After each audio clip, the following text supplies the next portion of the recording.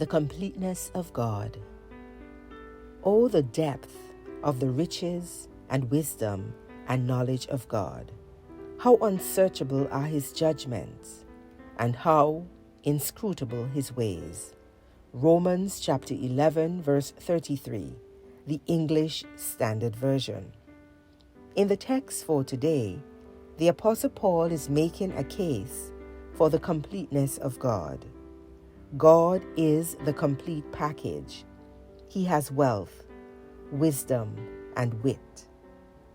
God immeasurably transcends the possession and ability of humanity, and the only appropriate response to God's completeness is to worship Him.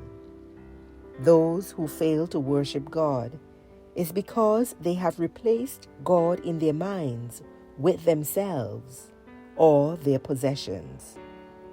They have been unable to admire, appreciate, and perhaps even adore the completeness of God, which, when honestly considered, is awe-striking. Thus, the Apostle Paul could not do more than marvel at the depth of God's completeness. He announces that God is stunningly wealthy. The psalmist, in Psalm number 50, records God outlining his wealth. God says, "I will not accept a bull from your house, or goats from your folds, for every beast of the forest is mine, the cattle on 1,000 hills." Much more than that. In Romans chapter 2, verse 4, the Apostle Paul writes about the wealth of God's kindness and patience. Further, in Romans chapter 9, verse 23, the Apostle Paul celebrates the wealth of God's glory and his wealth of mercy for the world, evident in Romans chapter 11, verse 12. The Apostle Paul, however, is quick to offer, in each case, that God's unending wealth is graciously shared. So God's wealth is well-rounded and has no competition. Additionally, God is simply wise. The Apostle Paul says in 1 Corinthians chapter 1, verse 25, "Even the foolishness of God is wiser than men, and the weakness of God is stronger than men."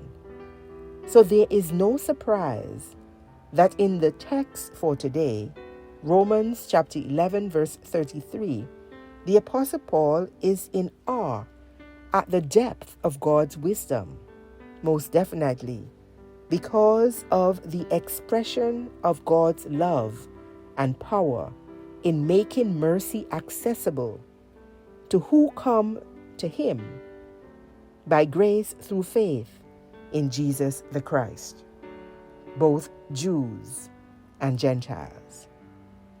The Apostle Paul alludes to the fact that the wisdom of God is hinged on the knowledge of God. God's omniscience separates Him from His human creation. His depth of knowledge about all who will come to Him through faith in Jesus the Christ gives God perfect foresight, according to Romans chapter 8, verse 29, and chapter 11, verse 2. Moreover, God is spectacularly witty. Wit has to do with discernment, astuteness, or judgment. The Apostle Paul asks, how unsearchable or unfathomable are God's judgment? Here, the Apostle Paul wonders, and worship flourishes on wonder. No one can respect, regard, or perhaps even rate God without having a sense of wonder. No one can worship God without wonder. Human beings lack the capacity to understand why God decides what He does. God's ways are said to be inscrutable. He is beyond human comprehension. So when human beings worship God, God's ways and mercies to sinful human beings must leave the worshiper in wonderment. How could God love such a wretch like me, a wretch like you? Lord, help us to understand that we are imperfect human beings, lacking the capacity to reach perfection in worshiping you, our complete God. You are so immeasurably beyond our best efforts to worship you.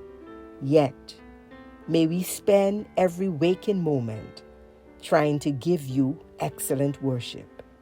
Amen. You have been listening to Morning Manna with Reverend Bonnie EBW Smith, Superintendent of the Moravian Church Antigua Conference and Minister of Christian Education. Have a marvelous Monday. God bless you.